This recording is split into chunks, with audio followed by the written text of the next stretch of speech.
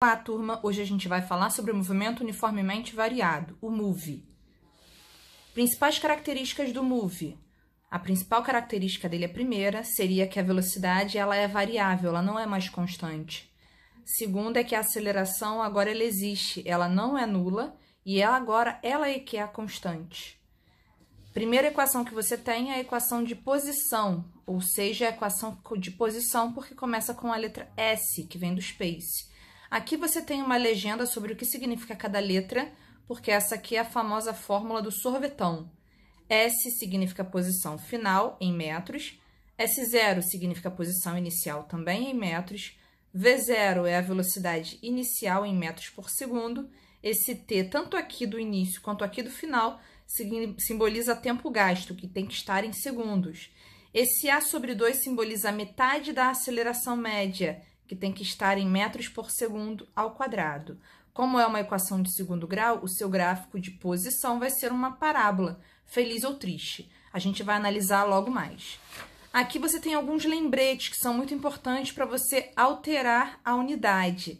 O primeiro deles seria em velocidade. Se você tem que passar uma velocidade que está em km por hora para metros por segundo, você divide esse valor por 3,6. E de metros por segundo para km por hora, você faz o contrário, que é multiplicar por 3,6.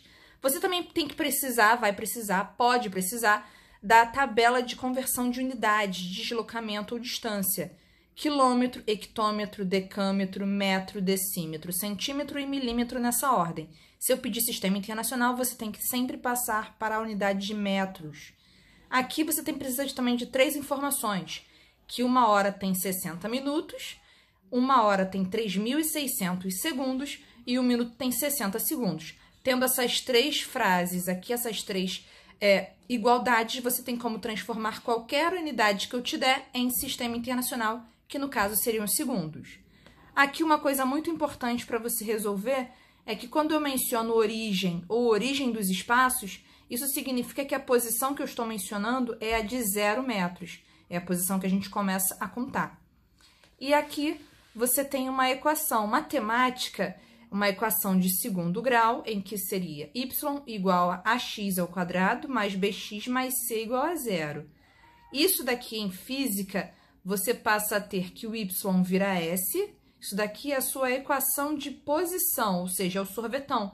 Só que pela ordem, ó, eu coloquei para comparar a primeira matemática com a segunda física, você tem o sorvetão aqui, só que eu coloquei do lado oposto. Aqui o t ao quadrado é o primeiro termo, depois vem o t elevado a 1 e o termo que está sozinho sem t, que é o S0. Continua sendo o sorvetão, tá? Então, S igual a A sobre 2 vezes t ao quadrado, mais V0 vezes t, mais S0.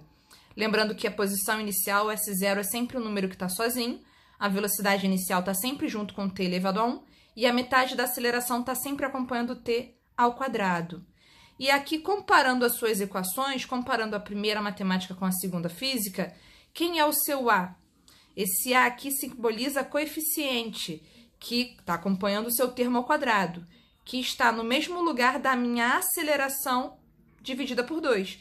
Ou seja, o coeficiente A é igual à metade da sua aceleração. O B, que está acompanhando o seu x elevado a 1, que na física é o t elevado a 1, o B está no lugar do V0. Então, o seu B é a sua velocidade inicial. E, por último, C é o número que está sozinho, que, por comparação, é igual ao seu S0. Então, o C é o número que está sozinho, é igual à sua posição inicial na física. Outras 2 coisas que você precisa lembrar é que você vai precisar calcular o delta. Delta seria B ao quadrado menos 4 vezes A vezes C. E se você transformar esse A, B e C, são os coeficientes da matemática, para a física seria o seu B, por comparação aqui em cima, como a gente fez. O B é o seu V0, então é V0 ao quadrado, menos 4, que é da fórmula. O seu A coeficiente vai virar metade da sua aceleração, A sobre 2. E o C coeficiente vai virar o S0, que é a posição inicial na física. E logo mais você tem o Bhaskara, menos B mais ou menos raiz de delta, tudo dividido por 2 vezes o A. Se você substituir pela física, seria menos V0 mais ou menos raiz do delta que você tem, sobre 2 vezes a metade da sua aceleração. Mas se você lembrar desses coeficientes bem aqui em cima, vai ficar fácil de você transformar uma para outra. Aqui você também vai precisar, caso você queira, tiver mais facilidade, você pode determinar as raízes de uma equação utilizando soma e o produto. Lembrando que soma é menos b sobre a e produto é c sobre a. O que simboliza utiliza-se para determinar as raízes da equação? É a mesma coisa que utiliza-se para determinar os instantes em que o móvel passa pela origem dos espaços, que é o que eu mencionei aqui em cima, que é a posição 0 metros. Agora eu vou falar sobre duas equações. Equações de velocidade você não tinha no movimento uniforme. E agora, como a gente está no variado, você passa a ter. Primeira equação é V igual a V0 mais A vezes T. A gente costuma chamar essa primeira equação aqui, onde o tempo ele é muito importante, de vovô e vovó ainda tentam. Coloquei uma legenda para vocês, tudo no sistema internacional. V final é em metros por segundo, é a velocidade final. V0 é a velocidade inicial, também em metros por segundo. A, esse aqui é a aceleração média, metros por segundo ao quadrado, e T continua sendo o tempo gasto em segundos. Se você não quiser usar essa fórmula do vovô e vovó ainda tentam, você também pode sempre colocar um triângulo, tá? Não é mais o triângulo DVT, agora é o triângulo ΔV, aceleração média, ΔT, em que cobrindo a letra que eu te pedi, você tem três fórmulas, que são essas aqui embaixo que eu coloquei.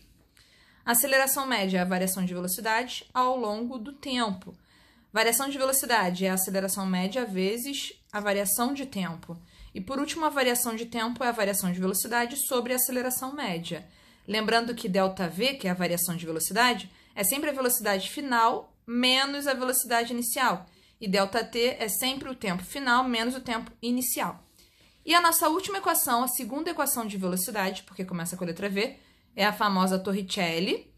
A Torricelli, você pode perceber que ela é diferente da primeira, porque aqui o tempo é importante. Aqui você não tem a incógnita tempo, não tem a variável física tempo. Então, você utiliza essa fórmula quando você não tem o valor importante de tempo no seu enunciado.